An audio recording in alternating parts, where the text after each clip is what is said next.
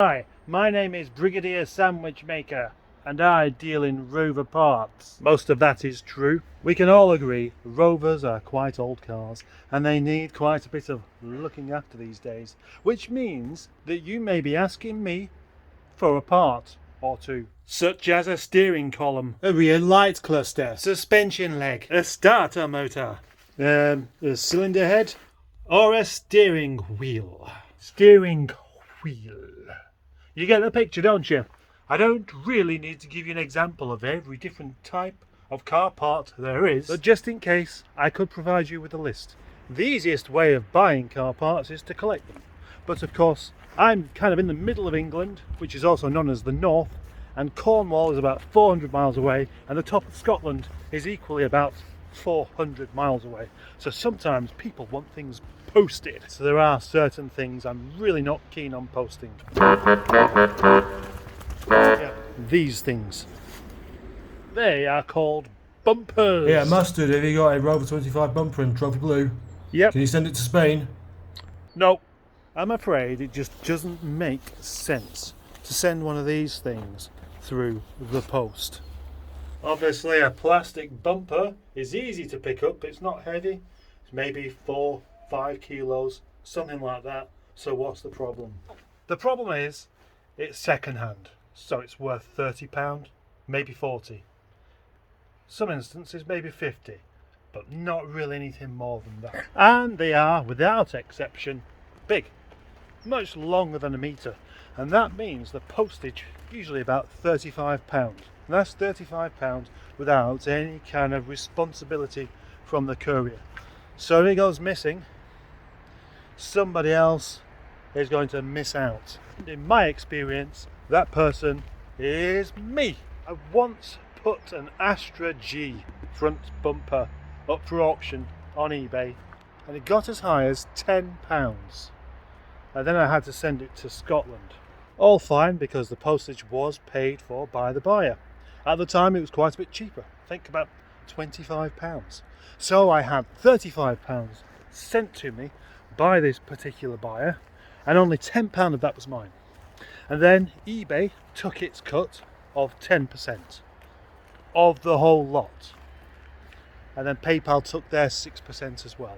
And by the time I'd sent this bumper off, I had £3.20. £3.20 for an item that I then had to wrap up and wait in for a courier to collect.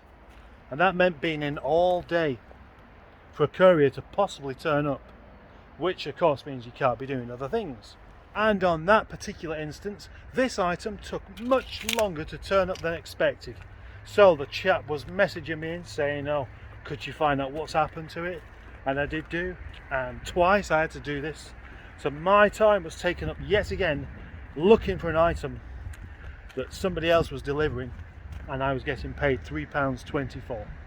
£3.20 if it turned up not broken and the chap was happy with it. These days I don't use eBay at all.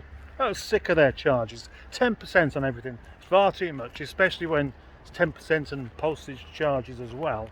So I just do it all through Facebook. But I still have people asking if I would send a bumper.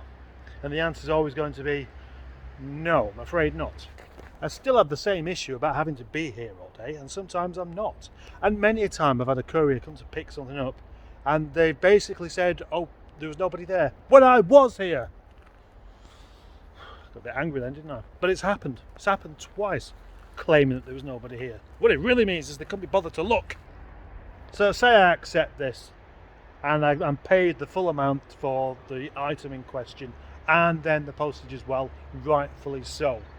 Nobody ever says, oh well, I'll tell you what, I'll give you a little bit extra for all the effort that you're going to, because probably they don't realise how much effort you have to put into it.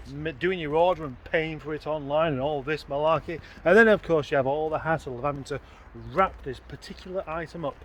And of course, if I don't do it correctly, then it's me who's responsible for not wrapping it correctly in the first place. Not the courier, who isn't capable of putting things down rather than flinging things around. Many years back, I sent a bonnet via courier. A big, heavy metal bonnet through the post, which I spent probably 2 hours wrapping up with all sorts of tape and about 5 cardboard boxes to try and stop it from getting scratched, etc. But I needn't have bothered.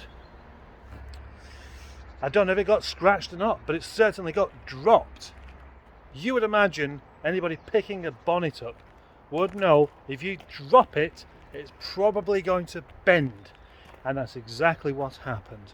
The corners both dug into whatever it was dropped onto, presumably ruined another parcel for somebody else. And of course the buyer did not want to pay for it any longer. So I had to pay that money back.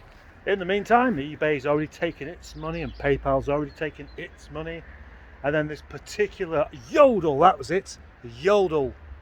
Yep, Yodel. Yodel did not want to take any responsibility whatsoever for the package that they destroyed. So the only person that lost out was me. Yes, me. Don't worry, I can afford it. Nobody